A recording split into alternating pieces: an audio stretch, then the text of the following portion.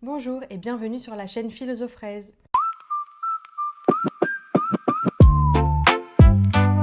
Je rentre tout juste d'une semaine de vacances immersives à l'Oasis des Âges, un écolieu situé en Corrèze.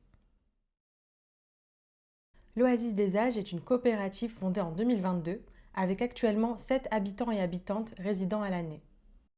C'est un ancien hameau du village Chartrier-Ferrières avec plusieurs habitations en pierre ainsi que quelques habitats légers, le tout sur une surface d'environ 10 hectares. C'est un projet avec une vocation écologique, sociale et solidaire. Donc, sur le lieu, tu pourras trouver une AMAP tous les lundis, ainsi qu'une bibliothèque partagée, un café associatif et un cabinet de soins qui accueille notamment une ostéopathe. J'ai vraiment adoré ma semaine d'immersion à l'Oasis des Âges. Nous étions un petit groupe de 14 personnes, en plus des 7 habitants et habitantes résidant à l'année. Et j'ai appris vraiment des tonnes de choses. Je ne vais bien sûr pas pouvoir parler de tout dans cette vidéo, mais j'aimerais mettre en avant quelques éléments que j'ai vraiment trouvé très pertinents. Pour commencer, j'aimerais vous parler des outils de coopération Fertile. Fertile, en fait, c'est une école qui justement apprend la coopération à ses membres lors de formations et de stages. Et il faut savoir que plusieurs des habitants de l'Oasis des Âges se sont rencontrés justement lors d'une des formations de Fertile. Et donc, lors de nos vacances immersives, ils nous ont présenté plusieurs outils qu'ils utilisent au quotidien pour mieux communiquer et mieux coopérer en groupe. Par exemple, ils utilisent des outils de communication non verbale. Quand une personne s'exprime et prend la parole dans le groupe, les autres peuvent faire ce signe-là pour marquer leur désaccord avec ce qu'elle est en train de raconter, ou alors ils peuvent faire ce signe-là pour dire que justement ils sont d'accord et soutiennent ce qu'elle est en train d'expliquer. Et si jamais la personne qui s'exprime met trop de temps, ils peuvent faire ce signe-là pour lui demander d'abréger. Il y a une image très parlante qui nous a été présentée, c'est que quand on dit non à quelqu'un ou à quelque chose qu'on n'a pas envie de faire, eh bien il y a aussi un petit oui qui est écrit au dos de la main. Et ça veut dire que quand on dit non à quelqu'un, on se dit oui à nous-mêmes. Et parfois cela peut aider à poser ses limites. Ensuite, les habitants de l'Oasis des Âges se sont aussi mis d'accord sur un ensemble de valeurs pour communiquer dans un espace de liberté avec bienveillance. Donc par exemple, ils ont la règle du pour et pas contre. C'est-à-dire qu'on va d'abord essayer d'encourager les projets des uns des autres en allant dans une direction commune plutôt que de toujours chercher la petite objection qui pourrait freiner l'avancée de leur projet. Une autre règle sur laquelle ils se sont mis d'accord, c'est de parler en son je. C'est-à-dire de parler en son nom propre à la première personne du singulier et de ne pas utiliser des tournures comme on pense que, nous sommes partagés sur, mais vraiment de dire je pense que, et ensuite de donner son opinion personnelle.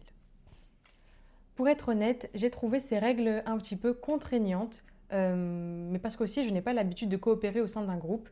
Je pense que justement elles peuvent être très efficaces pour aller plus vite et avancer sur des projets collectifs. Mais c'est vrai que dans des échanges interpersonnels avec juste une autre personne, un seul interlocuteur ou interlocutrice, ça pourrait paraître un petit peu étrange de les appliquer, mais je pense qu'elles ont toute leur pertinence pour communiquer au sein d'un groupe. L'Oasis des Âges est située plus précisément sur le Causse corrézien. C'est donc une zone assez aride avec des vallées tout autour qui récupèrent l'humidité, mais le Causse en tant que tel est exposé plus facilement à la chaleur et à la sécheresse. Et justement, à l'Oasis des Âges, il y a un pépiniériste qui s'est donné pour mission de trouver les essences les plus résilientes pour permettre de reboiser le lieu. Et pour ce faire, il choisit donc des espèces qui peuvent aller chercher l'eau dans les profondeurs du causse corrézien et qui participent à l'évapotranspiration. C'est-à-dire que ce sont des espèces qui vont agir un petit peu comme des climatiseurs naturels et redistribuer l'eau autour, donc, pour la partager avec le reste de la végétation à la surface. D'ailleurs, un des rêves des habitants de l'Oasis des Âges serait de ramener l'eau sur le terrain. Donc il faut savoir qu'ils ont 4 mares, mais certaines sont asséchées. Et il y a du coup un petit peu des cas de sécheresse dès le mois de juin.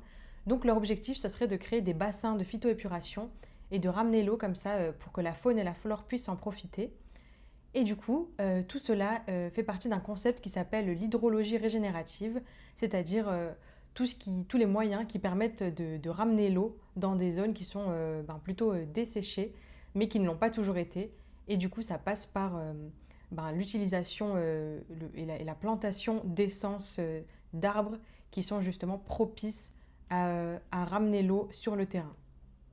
Ils ont aussi un ancien manège à chevaux avec un toit de 1500 mètres carrés qui leur permet de récupérer beaucoup d'eau de pluie et ça pourrait faire partie justement de ce projet de ramener l'eau sur le terrain en stockant une partie de l'eau et puis en la déversant le reste dans des bassins avec de la phytoépuration. En un mot, ce que nous a présenté le pépiniériste était tout à fait passionnant. Lui, son objectif, c'est vraiment de trouver des associations d'essences d'arbres, mais aussi d'arbustes, qui fonctionnent bien ensemble et qu'on peut observer d'ailleurs dans la nature, dans les forêts naturelles, et qui permettent de s'entraider. J'ai ainsi découvert qu'il y avait des champignons qui pouvaient permettre aux arbres en souterrain d'aller chercher des nutriments beaucoup plus loin et de créer comme ça des réseaux intelligents souterrains. Bref, il y a vraiment eu énormément de choses très intéressantes qui nous ont été partagées. En plus de l'aspect écologique, le projet a évidemment une portée sociale et j'ai donc pu participer à un atelier de l'espoir sur la démocratie et le fascisme qui était tout à fait passionnant et qui nous permettait de voir comment la montée du fascisme au XXe siècle repose sur notamment 14 points qui ont été formulés par Umberto Eco en 1995 et qui sont totalement d'actualité, qu'on retrouve aujourd'hui dans les communications politiques, que ce soit aux États-Unis, en Europe, voire même en France. Et du coup, ça nous permet d'identifier le changement de valeur, on va dire ça comme ça, en cours, et aussi du coup de lutter contre, parce que le principe de l'atelier de l'espoir, c'est de se mobiliser avant les élections de 2027 pour faire barrage à la montée de l'extrême droite. Et du coup, c'est aussi de réfléchir sur des solutions concrètes qu'on peut mettre en place à notre petite échelle. Donc, je vous mettrai la liste et le lien des 14 points du fascisme dans la barre de description. Et voilà, je vous invite vraiment à les lire, c'est extrêmement pertinent et tout à fait d'actualité. Donc sur le lieu, il y a aussi un tiers-lieu culturel. Donc qu'est-ce qu'un tiers-lieu? C'est un lieu qui n'est ni un domicile ni un lieu professionnel. C'est un espace tiers où les personnes se retrouvent, se rencontrent. Ce sont des lieux de sociabilisation. Et donc ce tiers-lieu culturel a une structure juridique associative. Il y a donc d'une part le café qui est en autogestion. Donc chaque personne peut aller se servir et consommer sur place. Et il y a aussi une bibliothèque partagée. Donc voilà, il faut savoir que le café et la bibliothèque sont complètement ouverts aux personnes du village et aux personnes alentours. On peut y aller librement. Pas besoin de faire partie de l'Oasis des âges et pas besoin de prévenir non plus. C'est d'ailleurs un aspect que j'ai beaucoup apprécié à l'Oasis des âges. C'est un éco-hameau en fait qui est complètement ouvert sur le monde, qui essaye vraiment de créer du tissu social avec les habitants de la région, les habitants des villages alentours.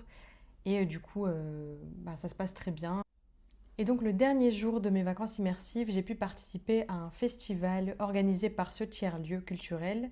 Il y avait des concerts, un spectacle de clowns contemporains, aussi un marché de créateurs, un food truck, bref, c'était vraiment une super journée avec plein d'activités. Et c'est justement une journée qui était dédiée à l'accueil du public, comme une journée portes ouvertes.